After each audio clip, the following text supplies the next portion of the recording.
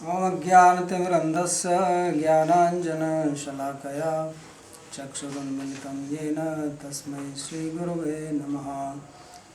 वन्देऽहं श्रीगुरो श्रीयुतपदकमलं श्रीगुरून् वैष्णवांश्च श्रीरूपं साग्रजातं सहगणरघुनाथान्वितं तं सजीवं साद्वैतं सावधूतं परिजनसहितं श्रीकृष्णचैतन्यदेवं श्रीराधाकृष्णपादान् सहगणललिता श्रीविशाखान्वितांश्च।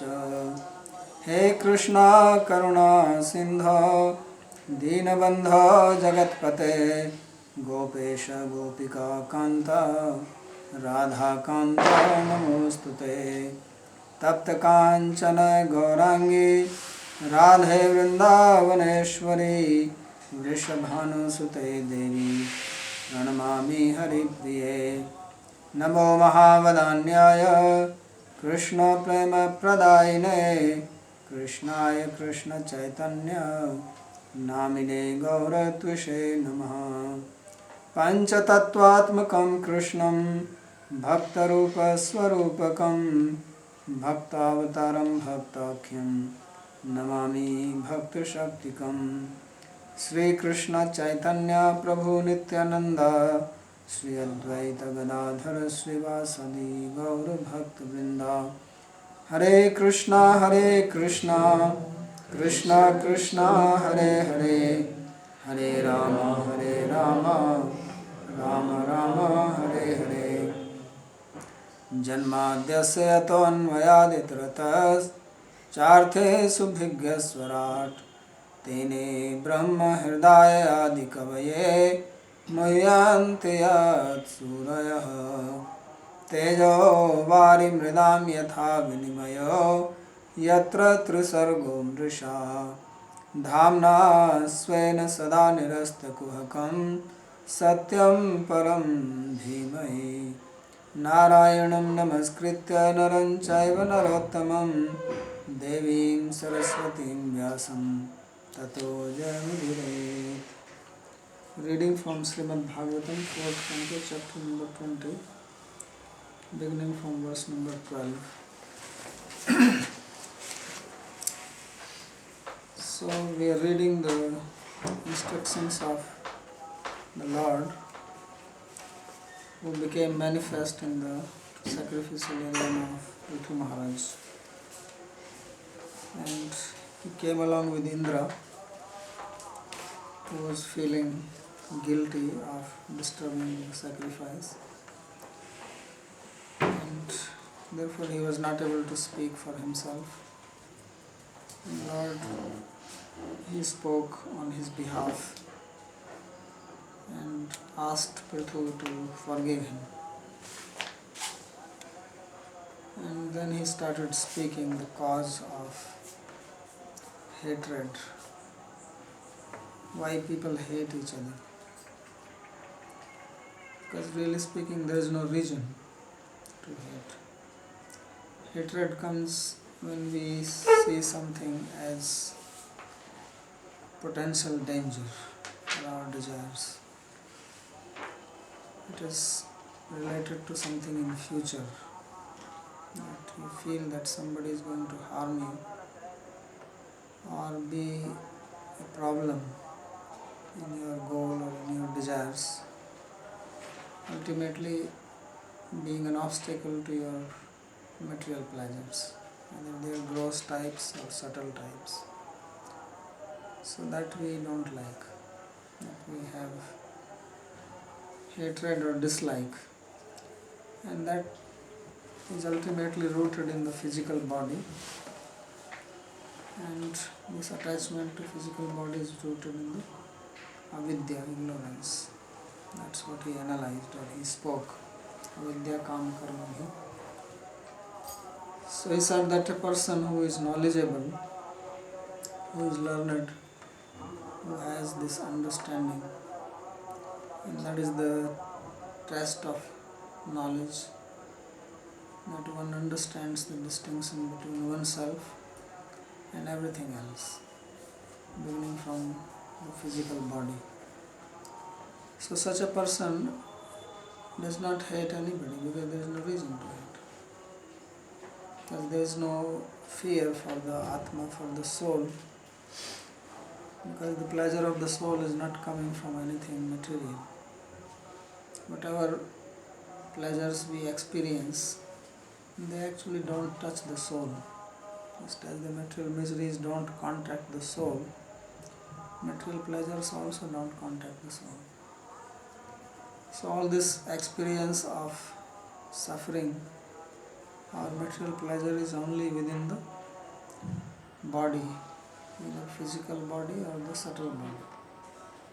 It's not beyond that. That's why when we sleep at night and go into deep sleep, then we don't have any experience of material pleasure or material pain, because these are related only to the physical and the subtle bodies. So if all these things are related only to these two types of bodies, and these bodies are not our Swarupa, not our real self, then there is no need for me to hate or dislike somebody. So that's why he said that asamsakya sarirasmin utpadite grihe apatye dravine vapike kuryanmanta, that who will actually develop attachment to body and its byproducts. Who intelligent person will have. So how to get rid of this attachment? So he explained the process, that if one engages in one's swadharma, then one will slowly realize one's true nature and become peaceful, undisturbed. So he said that udasinamiva adhyaksham dravya jnana kriyatmanam kutasthamim atmanam yovedapnata shavana. And one will become udasin, indifferent, disenchanted by anything material, although still one can function in the society, but there is nothing which makes that person elated or distressed, because one just sees things happening external to oneself. So therefore remains kutastha, or fixed in transcendence. So now in the next verse he further speaks about this play of material bodies. Says bhinnasya lingasya guna pravaho dravya kriyakaraka chetanatmanah drishtasu sampatsu vipatsu surayo na vikriyante mai baddha sauhridaha. Say that this linga means the subtle body. Besides this visible physical body, there is another body inside, which is the psychic body. Mind, intelligence, ego, memories. This is all in the psychic body. So we are different from that. Bhinna. Bhinnat lingasya. And this guna pravaha, all the changes which we perceive, they are all happening in the not in the soul, not in the Atma. So this is the flow of the gunas. The gunas of Prakriti, they are having their play in the form of body, mind, intelligence. And Atma is separate from that. So dravya kriya karaka chetana. 3 levels of manifestation. This is the gross body, and then the senses, and then the mind. And consciousness is manifest in the mind. So it is all coming from the soul. And drishtasu sampatsu vipatsu suryanu vikriyante. So those who are intelligent, those who are realized people, they are not disturbed by anything. Disturbances are of two types. Sampatsu and vipatsu. This is also a type of disturbance.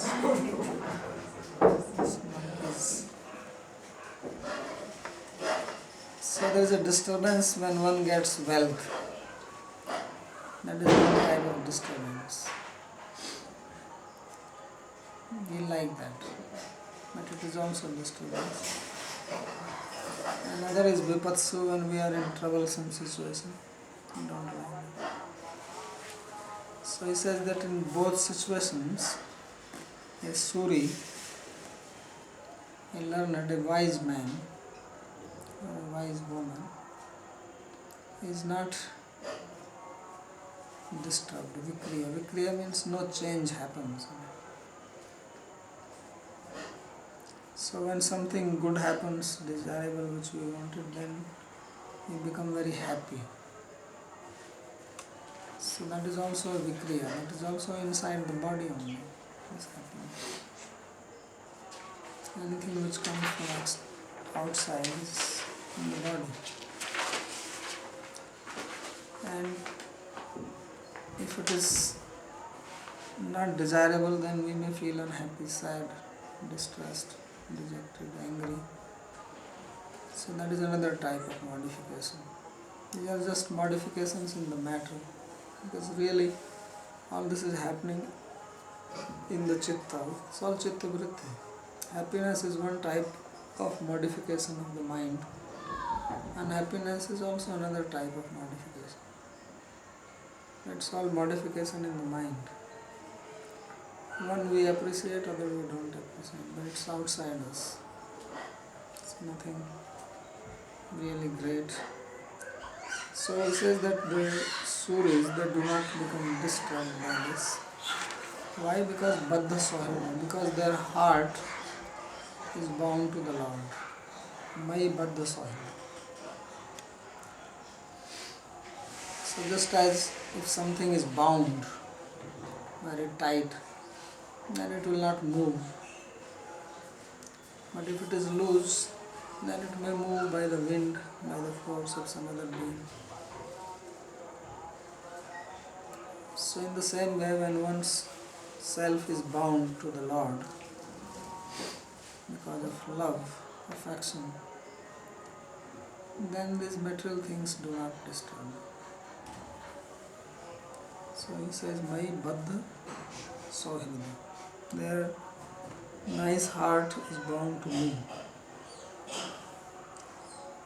So Sri Vishnath Chakravarti, he comments, Nanu dravyadi nam adhyakshatve api जीवस्य तेषु औदासीन्य मात्रम एव कथम samsara bhava ityate. So in the previous verse, Lord said that if one becomes indifferent to all these activities, then one becomes free from the bondage to the material world.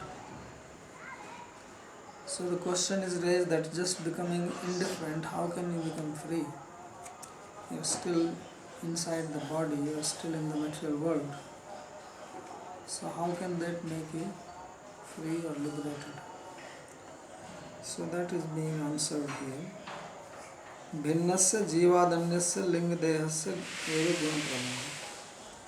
She says that this material existence is only of the lingadeha, the subtle body, which is separate from the soul.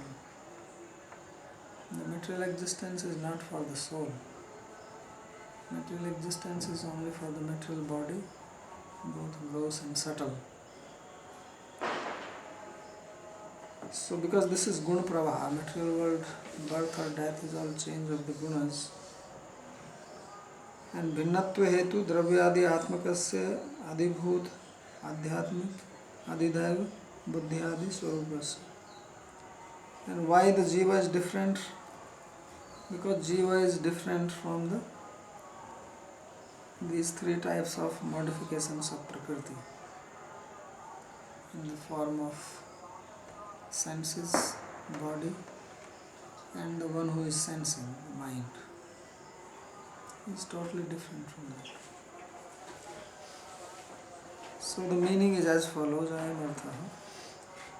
Linga dehasya khalu abhimane naiva jivasya sansaro natu adasinyena.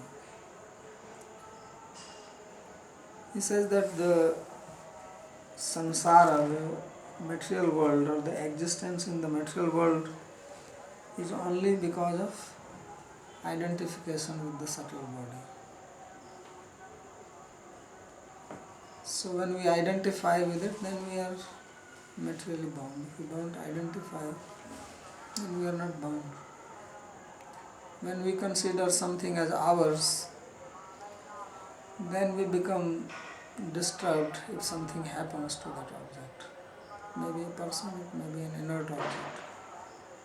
If the house is there and we have a feeling that this is our house, and something happens to that, then it is causing us disturbance. But if you sell the house, you may have lived in some house, then you sold that, now you are living in another house. You may pass by that house every day. You don't feel anything about it. If some tornado comes and uproots the house, it doesn't bother you. Because you are not attached to, you are not identifying with it anymore. So it is because of identification that the samsara is there. Natu adasini, not when you become indifferent. Once you are indifferent, it doesn't cause you any trouble. Tatra adhyakshatvepi na jivasya kshati. And if you are indifferent, even if you supervise it, then there is no harm. It's like you keep a guard for your house. So the guard is supervising, but he is indifferent to the house. He is not thinking it is my house. If the roof collapses, it doesn't bother to him. He will still come and ask for his salary. But if it was his house, then he will start crying. Sit down and cry. So, if one is indifferent, and then one can still look after something. So there are two ways you can deal with a situation, with a person, with an object, that you are attached to it and then you deal, or you are not attached and then you deal.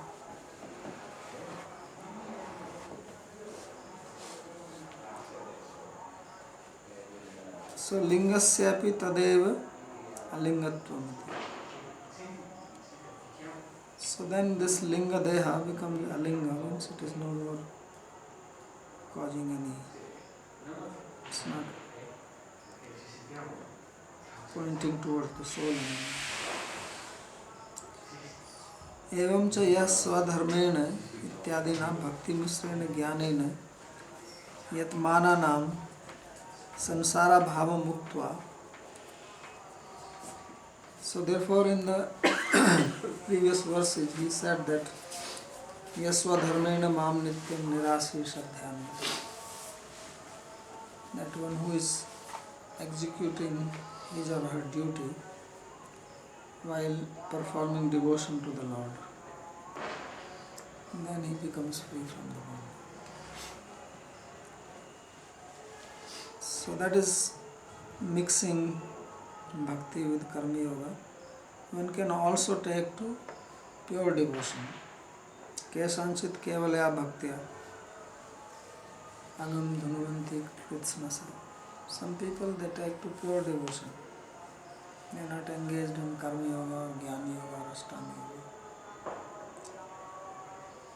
And jarayati asuya kosam nigirnam anlo yatha iti न्यायेन संसार निवृत्ते यत् माननामपि संसार भावना नष्टा.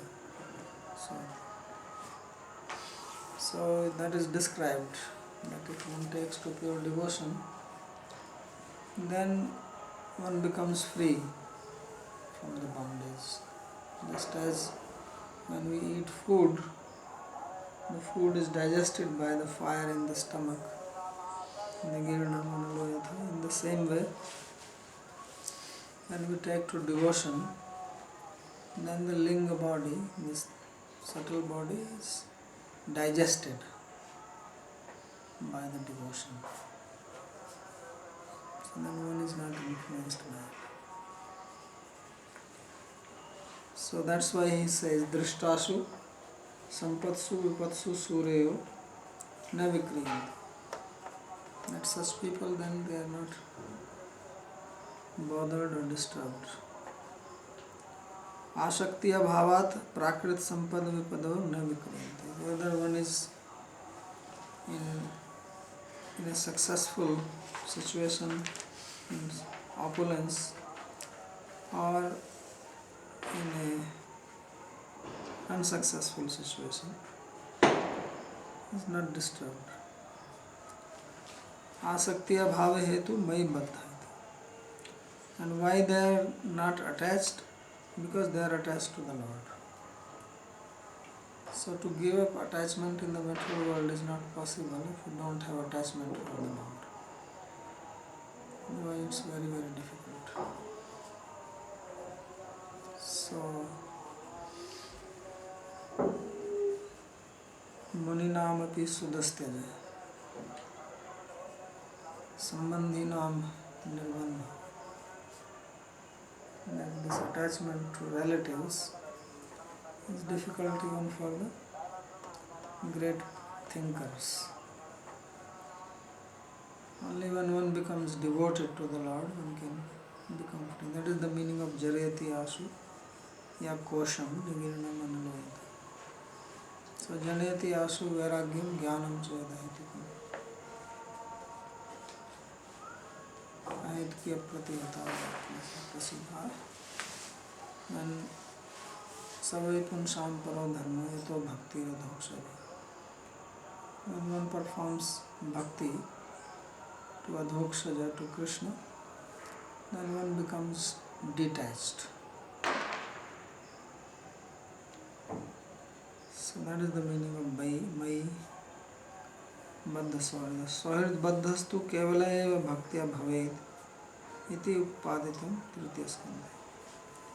And this attachment or bondage to the Lord by one's heart, it happens only by the practice of pure devotion, not otherwise. So this was described in the third canto in the teachings of Lord Kapila.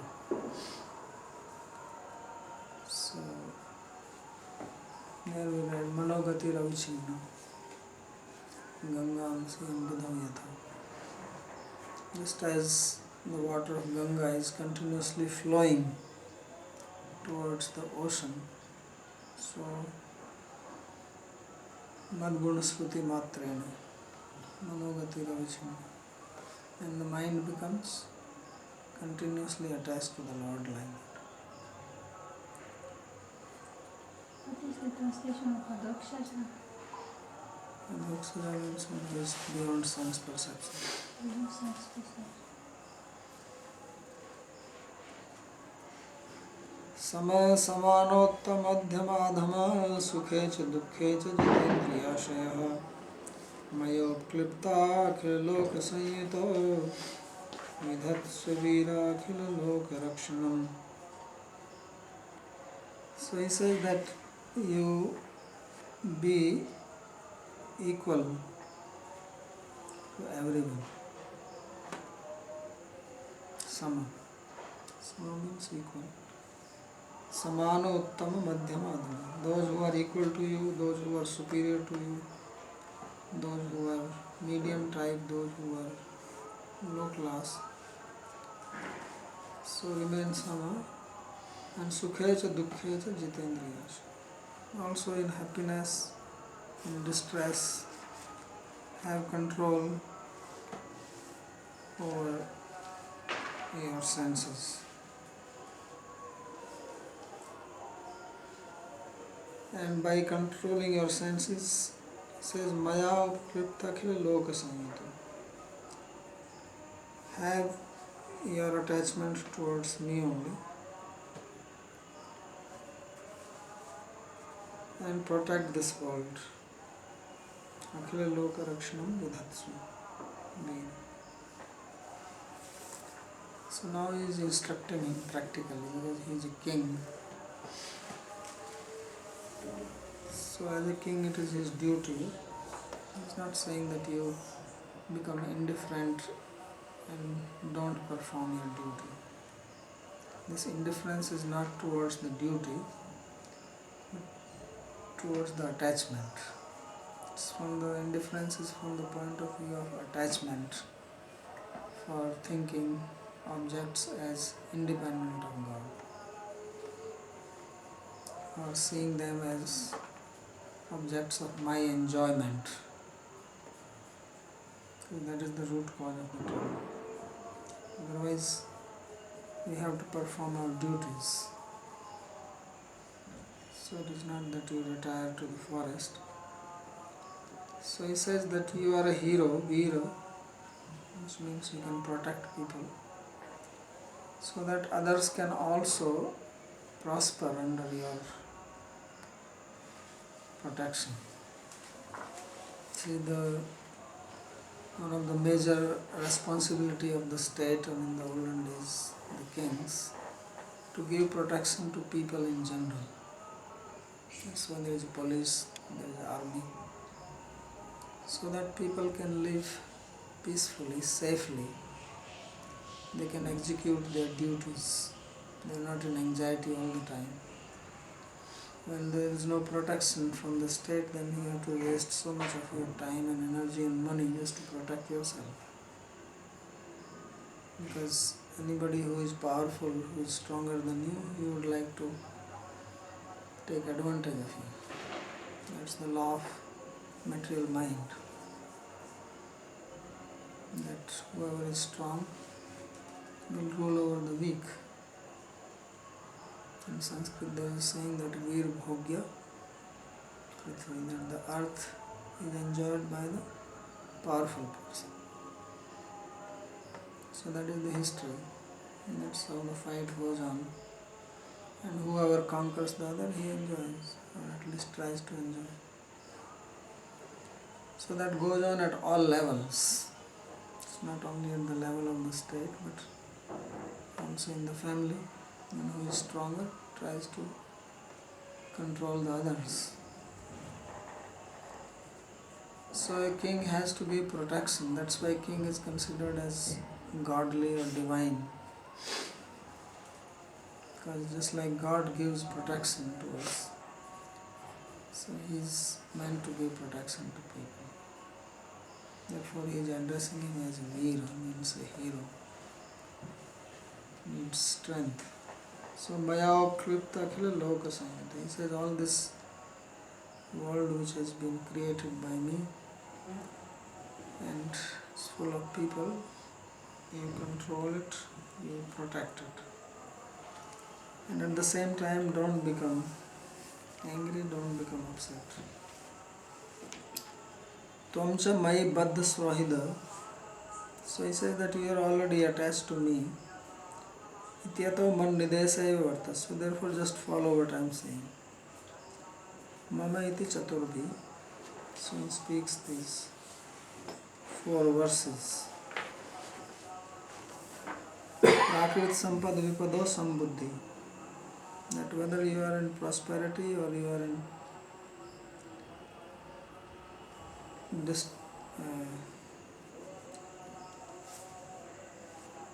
opposite of prosperity, poverty, you remain balanced. Samana satvadi gunair uttam madhyam adhama. And you may have people who are equal to you, lower than you and so on. So treat them properly. Maya Ishwarena Uklipta Sampadita Yekhila Loka Matyadeste Samad. So you have kingdom, you have ministers, you have subjects under you. These are all given by me. So, being endowed by them, you perform your duty. Ishwar datta Aishwaryo aham Ishwaragya palan rupam prajarakshanam karami iti buddhi. So he says you should have this mood, this mentality that this kingdom is given to me by God. These people are given to me by God, and it is by God's grace that I have been given this post. So then with this intention you protect. So usually we become proud that it is by my endeavor, by my valor, by my strength I have acquired this position, power. And then we want to enjoy that position or power and exploit others. But if we always remember that whatever I have, it is by the grace of God, then I don't become proud and then I don't harm others or exploit others.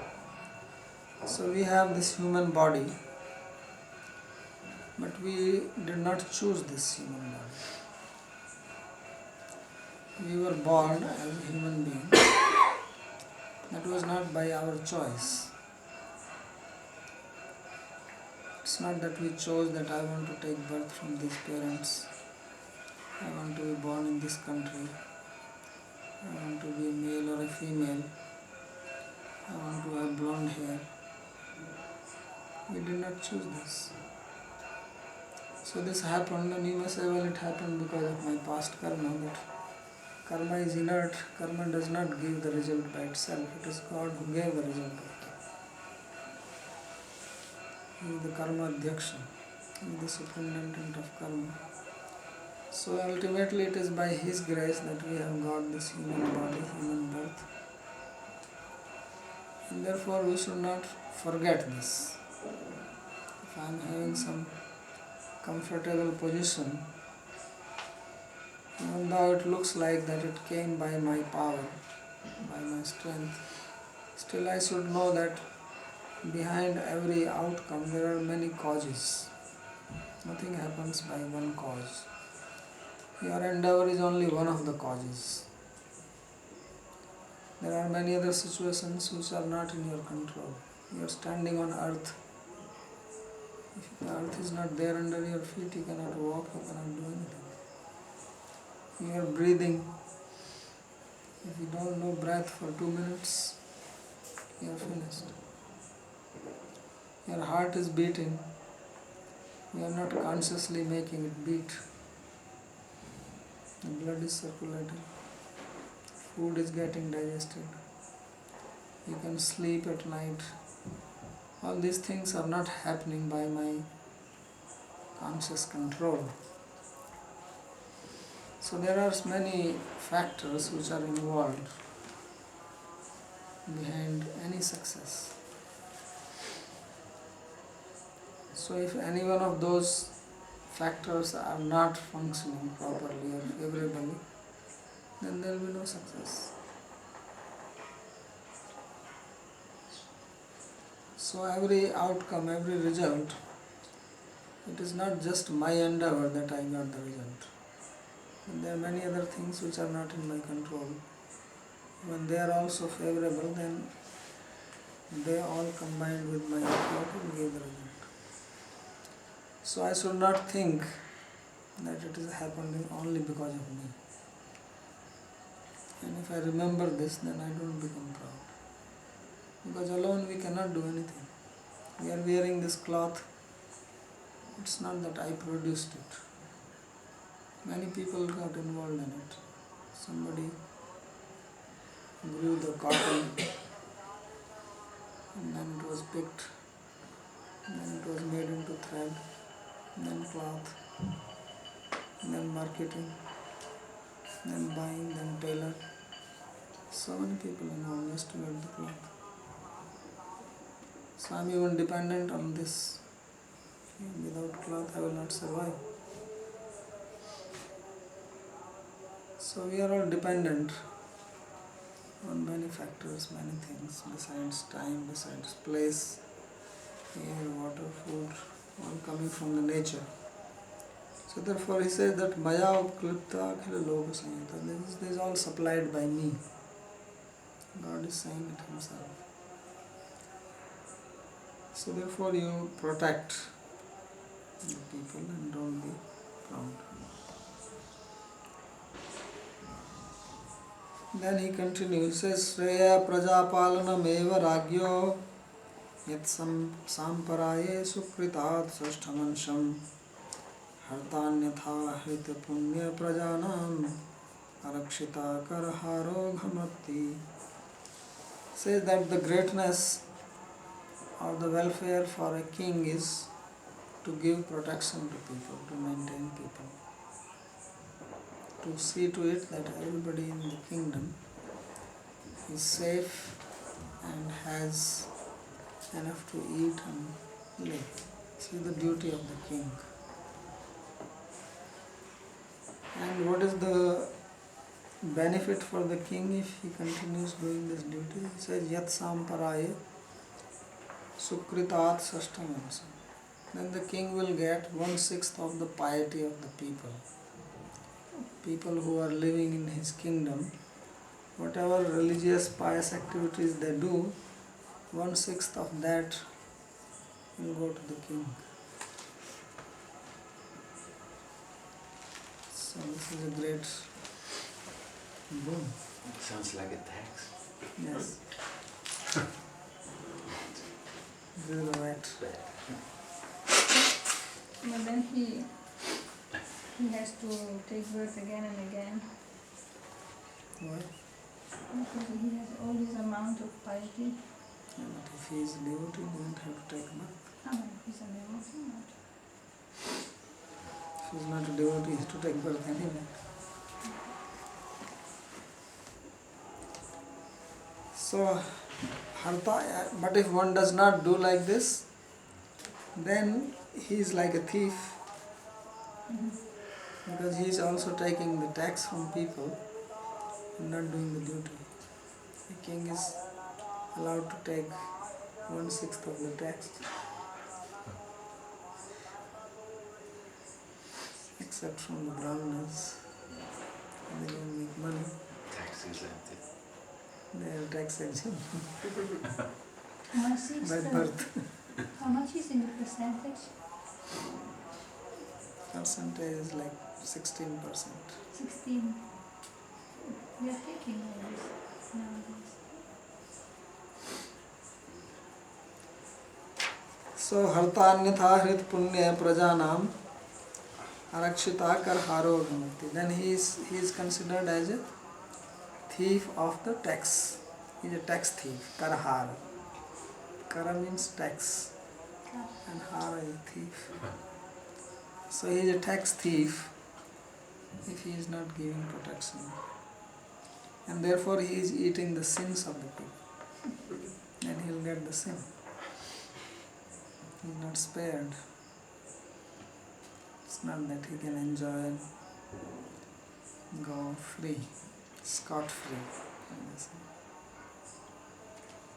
So when you take something from somebody, then you also become responsible for it. It's not that you can just enjoy it. Even if somebody is giving you some donation, some charity, then you are responsible to use it properly. If you misuse it, then you also have to suffer.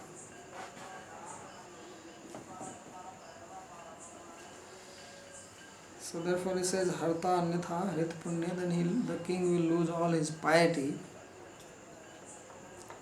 and he will suffer from this theft. So Anyasyapi Ragya Prajapalanam Eva Dharma Itya Samparaye Parloke Prajanam Sukrita Harta Gita. So I'm just explaining that how the king can suffer or get the good benefit. एवं द्विजाग्र्यानुमतानुवृत्त धर्म प्रधानोन्यतमो वितास्याः ह्रस्वेन कालेन गृहोपयातान् द्रष्टासि सिद्धाननुरक्तलोकः. So he says that in this way you be the protector of the earth. Avita asya prithivyaha. By following this dharma, which is approved by the Vijagra, the Brahmanas, the wise men of the society. And then very soon you will have the association of the Kumaras, Siddhan, Drashtasi, Grahopyatam. They themselves will visit you. Kumaras are great sons of Brahma. They are realized people, 4 brothers. They are great yogis, jnanis. So he says that they will come to you.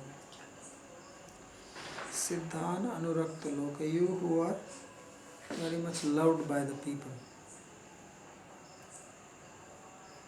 So Dujagrahi Shastra Bhigyahi Viprair Anumato Athacha Anuvritta Parampara Prapto Dharma Pradhanayas. So he says that you follow the path which is led by the wise people who are following the scriptures. Not that you make your own law, because human mind is imperfect. So we better follow the injunction of the scriptures which are given by God Himself, who is free from the human defects. So that is the greatness of Shastra or scripture, that it gives a guideline for humanity to follow. Because this spiritual knowledge cannot be attained by any empirical process. If we do experiments, we will never figure out the soul, its qualities, or rebirth, or law of karma, reincarnation. These things you cannot figure out by empirical process. These we know from Shastra. And these are very important principles of life. Without these principles, life is purely animalistic. Means living in ignorance. And we live like animals. If you don't know law of karma, if you don't know soul, if you don't know rebirth theory, then we live like animals, or even worse than animals. Because animals don't suffer insomnia or diabetes, high blood pressure. So they don't suffer these things. Those who are called advanced, cultured people, they have this. So the sign of culture is that you have insomnia. Uncultured people don't have insomnia. Right? So we will not understand these principles of life without the help of Shastra. So therefore he says that you follow Vijagrahi Nivritta Dharma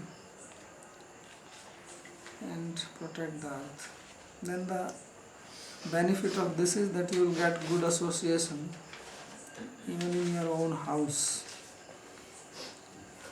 Don't have to go somewhere else. So that story will come later on in the next chapter.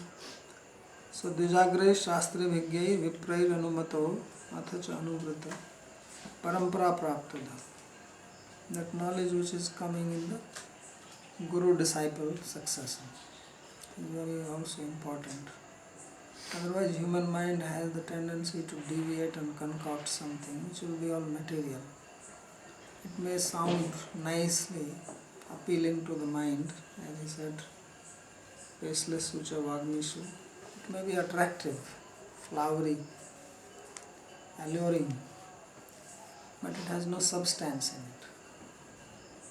So therefore knowledge comes here by parampara. As Patanjali Yoga Sutra says, Atha Yoga Anusasana. So Anusasana means knowledge which comes in the parampara. That's why I use the word Anusasana. Knowledge that comes in in the guru-disciple chain, unbroken chain. That is called Anushasan.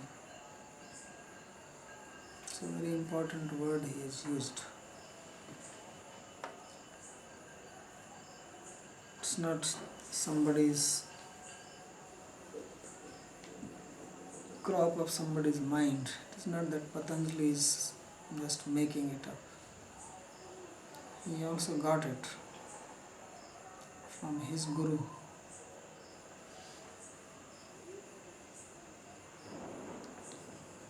So that is a very important feature of Vedic culture, this parampara, Anushasan. So dharma eva pradhanam yasya sa. So this should be the chief purpose of life. There is dharma, artha, kama and moksha. So now the society is based on artha and kama. The chief motive of life is kama, sense pleasure. Object, and to get sense pleasure you need objects, therefore you need money.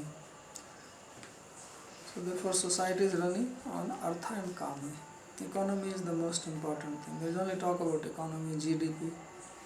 When we say somebody is first world, second world, third world, it's only because of the economy, nothing else. They don't consider any other factor. Not dharma. So he said that you should make this dharma as the chief goal of life. Because dharma is that which maintains. Dharnat dharma ityahu. Dharma dharayate praja. So dharma is that which supports the society, which upholds. So dharma rakshati rakshitaha. If we protect dharma, then dharma will protect you. If we destroy dharma, then we are destroying ourselves. So that's what is happening in the modern society, that they have destroyed dharma, then they are always in trouble. They will always have problems, because you cannot maintain society without dharma. So therefore it says that Anuvritta dharma pradhana. Pradhana means chief. That this should be the chief guiding principle of the society, dharma, not artha or kama. So if we want stability in the society, if we want peace, if we want happiness, then we have to actually change the constitution. The constitution of all democratic countries is not based on the principles of dharma. It's based only on the principles of kama and artha. Because it's non-profitable. Hmm? Because it's non-profitable. That's why, in a material way, What is non-profitable? the following the law of the path of Dharma. No, it is most profitable. Well, in a way it is, yes, but in a long-term You run, get only yes. profit from dharma. Well, in a long-term run, but in modern societies, the people want to see the quick So results. when you have a company, you make long-term plans. If you want to survive, if you only make short-term plans, very soon your company will be out of business. So every company makes long-term plans. So you should make long-term plans. So the very word dharma means that which supports.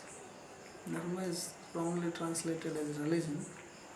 It means that which supports. Just like you have traffic rules. So that is the traffic dharma. If you follow traffic rules, then everything flows nicely. Now don't follow traffic rules, then you see what happens, there will be chaos. So that is the society now, not following the rules of dharma. There is a chaos. There is everywhere fear, terrorism, anxiety, insecure. Everybody is insecure. Stress. So the biggest problem of the society at present is stress. World Health Organization says that by 2050, stress will be the biggest killer of human beings. Not AIDS, not cancer, not wars, not any other disease, stress. So everybody is under some kind of stress. Now even 2-year-old kids are having stress. Even 2-year-old kid having stress. My she or he has to have stress. So this is what I say, this is the meaning of advancement. Advancement means you are under stress. That's why insomnia, you cannot sleep. You are so stressed. So, and then stress creates all other problems in the body and mind. Because when you are under stress, then stress hormones are released. And they are very straining to the system. And if it happens continuously, then you can get cancer, ulcer, you lose immunity, your digestive system is impaired. All these problems come from stress. So the stress will continue if there is no dharma in the society. Because our goal is artha now, means we are looking for security in artha, in economy, and that is never stable. Because few people control it. Dharma cannot be controlled by few people. You can have your individual dharma. Do it. You are free. But economy, you are not free about economy. You depend on the whole society, social structure, political structure. In democracy, at least you have the freedom to make money. If you are in a communist country, you don't have economic freedom. So therefore this is very important instruction he is giving. Dijagraya anuvritta dharma pradhana. So then you protect the earth and you live happily.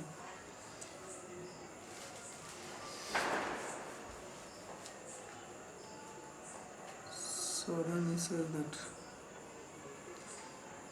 anyatamas tatra anasakta. And there also don't become attached in this kingdom. Ek padya pathe karamdhari asya prithivya. So give protection to the earth, which means to the people on earth. Varam chamat kanchana manavendra mrinishvate ham gunashila yandrita naham makhairva sulabhastapo bhir yogena vayata samachittavarti. So he said that, O king, O best of the human beings, please ask some boon from me. Take some benediction from me, because I am very much satisfied with your good behavior, your good qualities. I am actually controlled. Says I am not easily available by doing sacrifices, which he was doing. So God is not pleased simply by doing some ritual. He is pleased by our good character. He says, I am not easily available by doing austerities, by practice of yoga, but I am very much pleased by the good character and one who is equanimous in one's vision, not trying to exploit someone. Ati anukampa vigata gambhirya aha. So Lord, he was very, very gracious. He became very compassionate on Prithu by seeing his good character. He forgave Indra, and therefore out of compassion he is saying that he asked for the boon. Gun Shilabhyam yantrito vasikrata. I am controlled by your wonderful character. Prakritabhyam tabhyam vasikara asambhavat. says that I cannot be controlled by anything, God cannot be controlled by anything material. Therefore his character, his qualities were not material. Prithu's character was not material because material things change. Prakrite te. Therefore his qualities and his character was transcendental. Te bhakti utteva geya. They are supposed to be understood as the outcome of devotion to God. When one becomes devoted to God, then good character, good qualities naturally manifest in such a person. Sarve guna tatra samasate sura. Yasyasti bhaktir bhagavati akinchana. Prabhupada says that one who has pure devotion to God, then all good qualities come to that person. So what are the good qualities? Dayakshamadi, mercy, compassion. And character, Shilam, Vinaya, Snehadini, humility, affection. Nahamiti narodhyati mam yoga. He says, I am not satisfied by yoga, by Sankhya, by karma, by charity. As I am satisfied by devotion. Samam tulyameva sarvesham chitta varati chittadhisthata sarvatra dasaneva eva natu kashyapi. Because he says that I am equal to everybody. I am situated in everybody's heart. Therefore nothing influences me. But if someone has devotion, then it makes a difference. And God also becomes influenced by that. So this is the last words spoken by the Lord. Now Prithu, he will speak. That we'll read in the next class. If there is any question.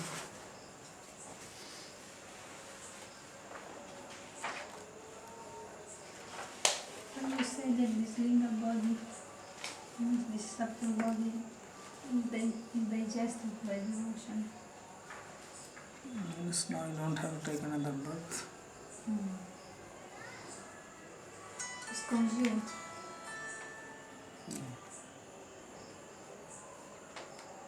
And that is spiritual body.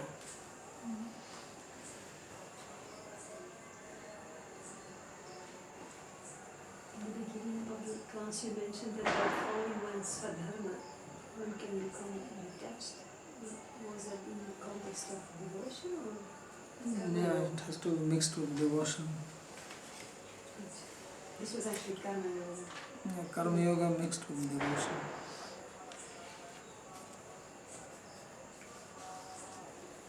So then when we can say that our heart is attached to the Lord? When your mind is thinking of Lord. When the mind is engaged with the thinking, mean that we not forget Him. Yes.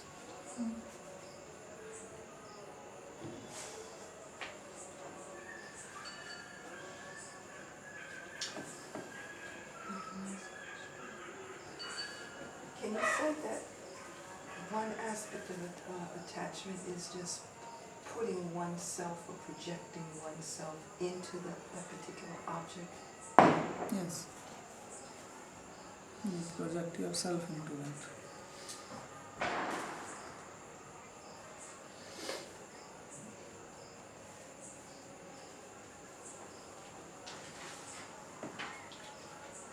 Mary. You said to give up attachment to the material world without attachment to God is not possible.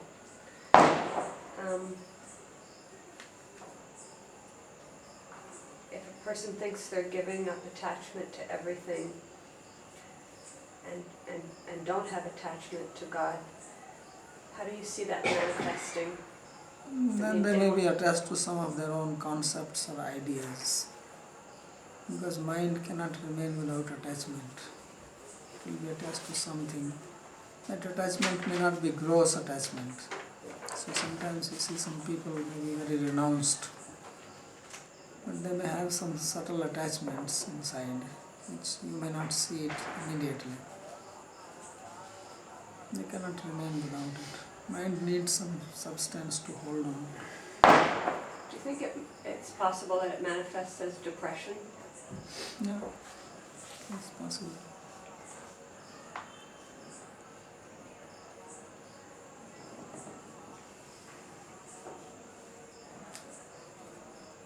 So the example you gave about the guard who doesn't mind that the roof falls because he is not attached. Because there are two things mentioned, being indifferent, detached, and at the same time supervising or being superintendent or working. Mm. So he's detached, he's indifferent, yet he's a guard. So that falling is showed in the sense of being indifferent. But he's doing his duty of guarding. If someone comes to harm, then he will protect the building. But if it is falling because earthquake came, then there is nothing he can do that, but he will also not be disturbed by that because he is not attached to the house. But the owner will be disturbed. So in devotion it means we become disturbed if the roof falls down. Well, we should not become disturbed. We should take care but not become disturbed.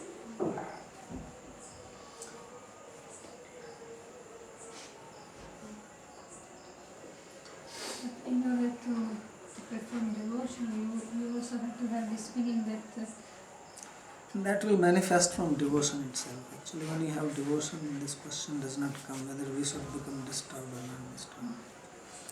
Devotion itself will manifest that disturbance, and that will be a devotional disturbance.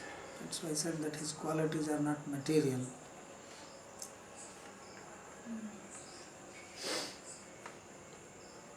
So there are devotional qualities and there are material qualities. So those qualities naturally manifest, and you don't have to make a practice for